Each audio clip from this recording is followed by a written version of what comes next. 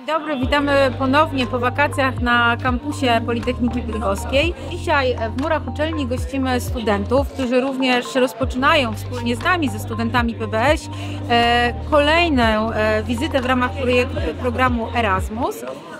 Ostatnie spotkanie, które realizujemy w ramach tego projektu, to przede wszystkim zaangażowanie studentów z różnych krajów współpracujących z Politechniką, również z naszym wydziałem, do wspólnego tworzenia i malowania naszych elementów tożsamości regionu włocławskiego, który zdobył wiele naszych polskich domów, a dziś to właśnie studenci z różnych krajów mogą współtworzyć ten element naszej tożsamości, który zostanie na trwałe w ramach kampusu naszej uczelni.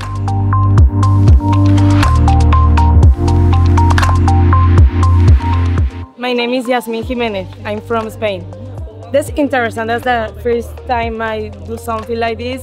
I think it's good for be more comfortable with our classmates and this. I think it's a good initiative. I think Poland is a beautiful country, and also I want to know about the culture here and something like this. And also, it's like all my friends tell me this is a very good university.